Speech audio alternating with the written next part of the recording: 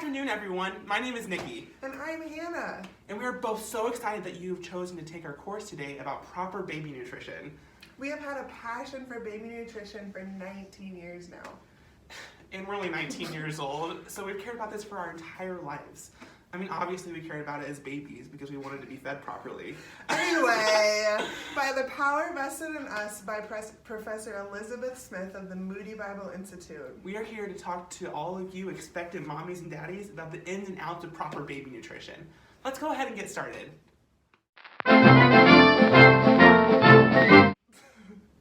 Let's start by talking about one of the big toughies out there, the big debacle.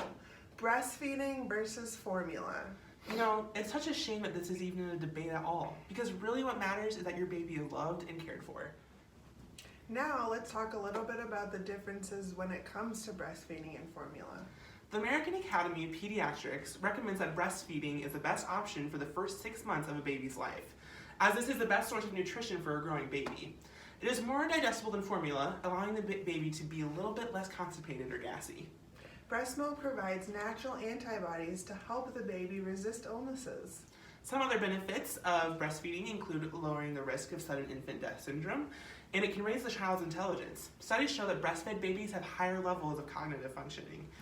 Breast milk may even help your child in later years by reducing the risk of being overweight or of developing other serious health illnesses or conditions.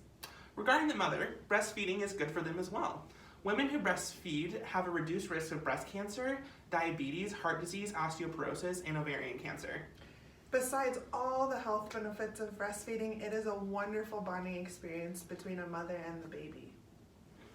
Now, let's look at the flip side of this and talk about some of the benefits of formula. For some women, breastfeeding isn't always possible. Sometimes mothers don't produce breast milk. Sometimes the baby won't take it. Sometimes a woman has had a double mastectomy, making it literally impossible. And many families choose to adopt children as well. Therefore, formula is the best alternative for breast milk. It is convenient and flexible. Formula-fed babies can be fed by anyone at any time, and it allows for the mother to not have to fit pumping into their schedules. Instead, a baby can be left at a daycare or with a babysitter with a bottle of formula that can be made at any time. Also, the father or other caregiver can help feed the baby, sharing in the wonderful bonding experience that comes with feeding a baby.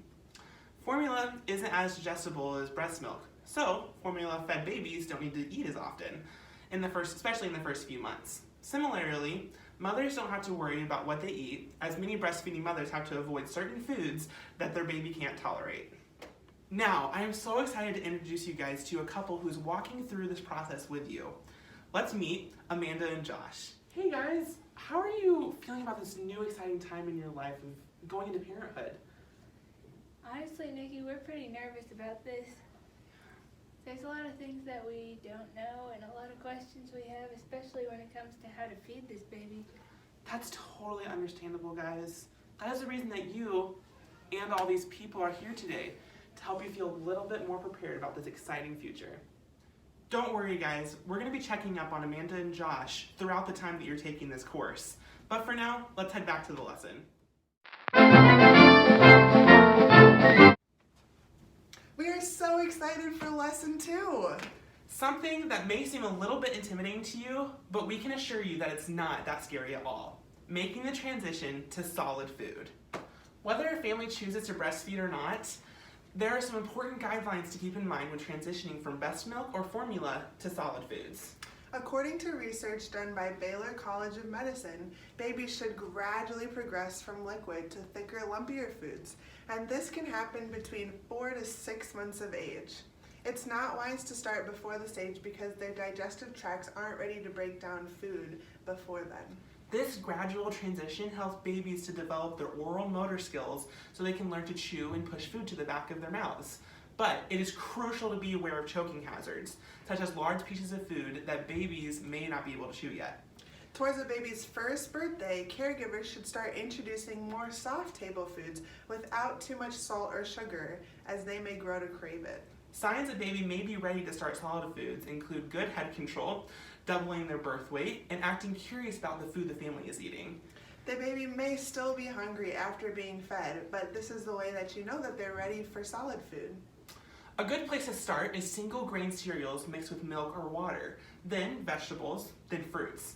It's a good idea to introduce one food at a time so parents can be sure to watch out for allergic reactions.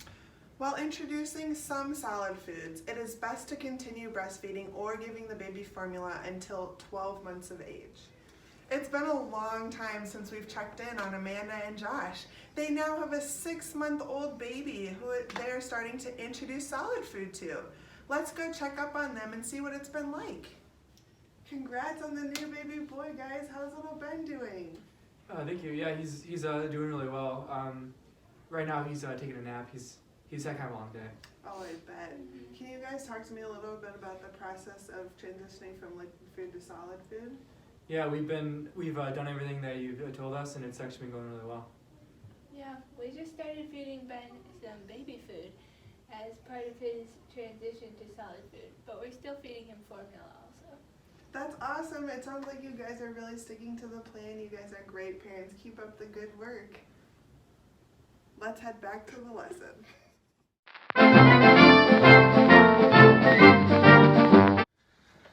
Sadly, today is our final lesson. We have so enjoyed our time together. Today's lesson is a little bit of a tough one to get through. Today we're going to be discussing malnutrition. Sadly, malnutrition is a reality for some babies.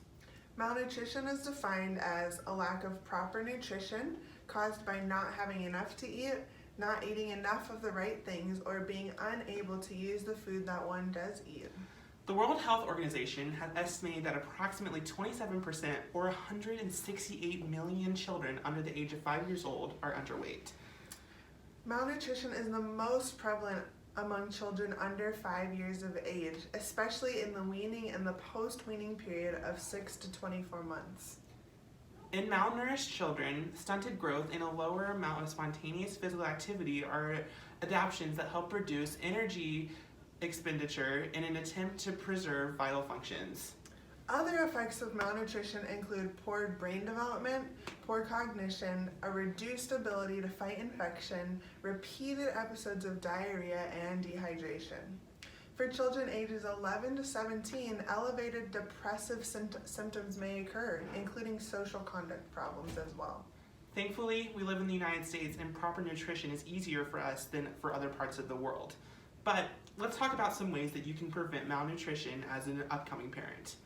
The complementary feeding period, which begins at 6 months of age all the way up to 24 months, as I mentioned before, is a crucial window of opportunity for preventing malnutrition, including growth stunting, being overweight, and obesity. There are an estimated 100,000 deaths in children younger than 5 years due to malnutrition that could be saved if complementary feeding was appropriate.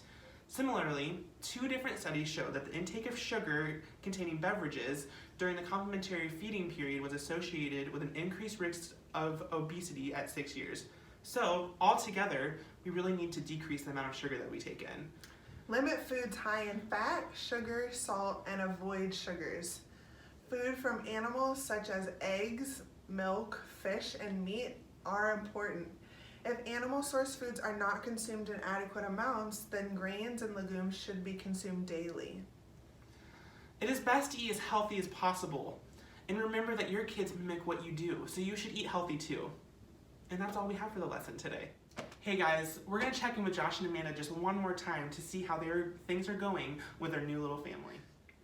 How are things going now that you guys have a toddler? Going really well, yeah. We're going. And we're really appreciative of all the advice that you and Nikki have given us. Thank you so much. It really means a lot to us.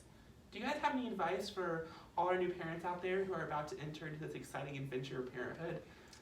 Yeah, I would just say we've been talking about it and just to realize that you're going to mess up, but the important thing is just to try your best and really lean on those that love you and can give you good advice.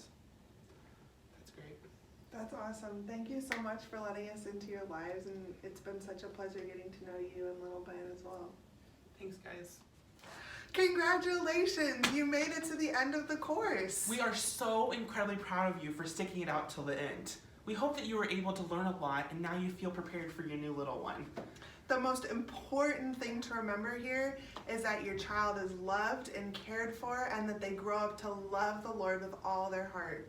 If you have any questions, please reach out to us. We would love to help you in this new adventure of life. But for now, just know that we are praying for you. Goodbye. Goodbye.